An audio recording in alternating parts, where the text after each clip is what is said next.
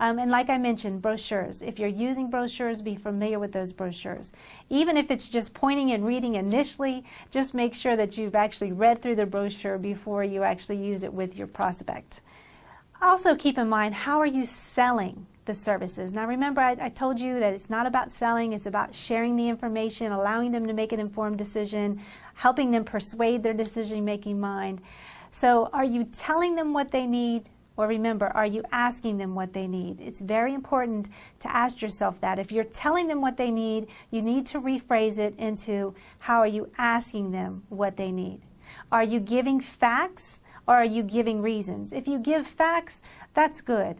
But giving reasons is very important because that actually will show them exactly how to utilize the services. So if at this point all you're doing is giving facts, you may want to actually adjust your presentation to give them reasons as to why they'd want to actually have one of our services.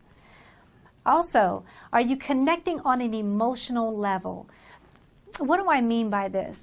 For instance, on consultation alone, if your prospect has never had the privilege of being able to pick up the phone and call in and just at just free will, call in and speak to an attorney about any of his questions or concerns or issues, and you're actually saying things like, wouldn't it be great to be able to speak to an attorney without worrying about cost?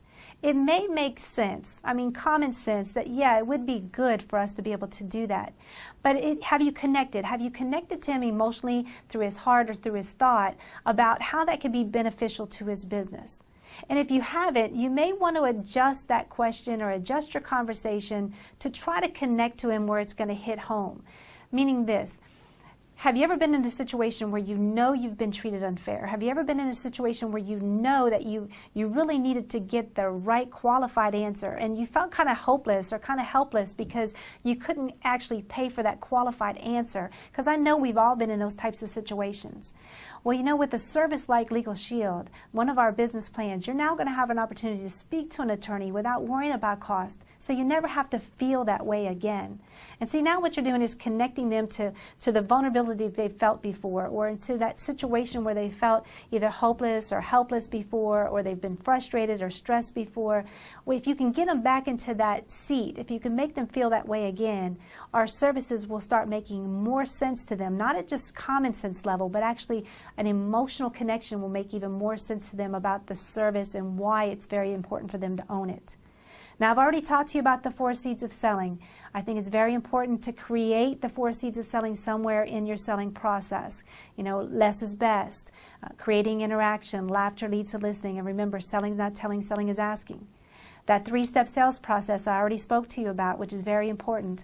What I just did there as far as the emotional level connection, I ask a question, you know, have you ever been in a situation where you felt hopeless or helpless and you knew that you needed a qualified answer to make sure you're making the right decision for your business, but you couldn't pay for that answer? Well, as a Legal Shield member, now you have access to do so. That's the 3-step sales process I'm speaking about. And more importantly, when you're selling, teach them how to use the service. Don't just talk to them about how the service works. Teach them how to use the service. It's very important for you to show them, believe it or not, how simple it is while they're sitting at their desk to pick up that phone right there on their desk and just dial a 1-800 number and very conveniently have their attorney on the phone. Or how very important it would be for them to very conveniently be able to just log on to GoSmallBiz.com and submit a question within 3 or 4 keystrokes. You know, teaching them how to use that simplifies the process and allows them to say, hey, I can do that. That's something that, you know, is not going to take a lot of time out of my day. So keep that in mind as well. It's not just selling the service, but teaching them how to use it. Now also, there's some examples of conversation that I'd like to share with you with business owners that I've had some success with that has helped me tremendously in trying to get them to open up to what it is I want to share with them. For instance, this first conversation would be business owners like you and me. We make legal decisions every day. Now, why do I say business owners like you and me? It's because I'm letting them know I'm a business owner too. I'm kind of putting myself in the same playing field that they're in, particularly right now with their business. So I'm just kind of elevating myself, making sure they understand I'm not just a salesperson, I'm also a business owner. So business owners like you and me make legal decisions every day. And many of us, we seek advice from unqualified people. and we listen. And we keep our fingers crossed, and if it sounds logical, it must be legal.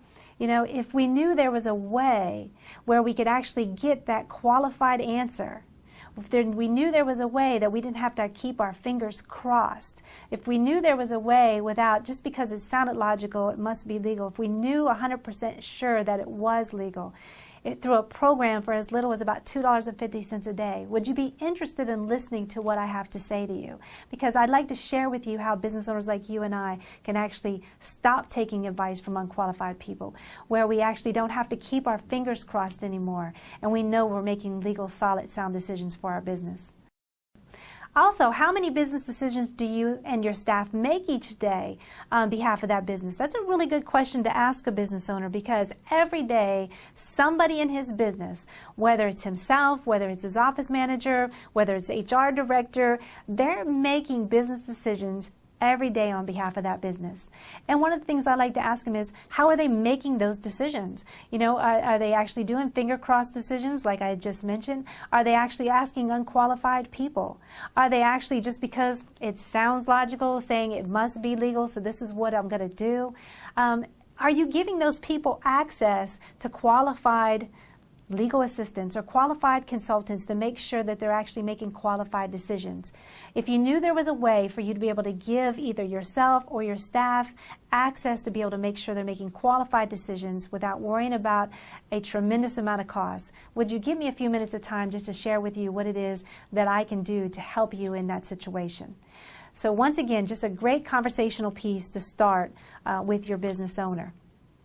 Also, another great example of conversation would be, does your HR manager or your HR director or office staff have the authority to pick up the phone and call an attorney or consultant without prior authority? Meaning, I like to ask business owners, listen, if your HR director, your office manager, or your staff are making decisions, do you kind of just say, here's a blank check? Listen, anytime you have a question or concern in your position, whether you're my office manager, whether you're my HR director, do you give them a blank check to just pick up the phone and say, hey, I have to ask this question, and at the end of that consultation, at the end of that conversation, allow them to go ahead and fill in the amount of that check and send it in? Or do they always have to get prior authority from you? And you're not always there, or maybe you yourself are not qualified yourself to make those kind of decisions. Wouldn't it be great knowing that you could actually give authority to your HR department or to your office staff who are making those types of decisions, give them the authority to pick up the phone anytime during business hours and call an attorney or email a consultant prior to your authority, and making sure that they're making solid, sound decisions on behalf of your business without worrying about leaving them a blank check? Well, there's a way that you can do that. Would you be interested in allowing me to share with you how we can actually have your office staff, have your HR director be able to do that through our services?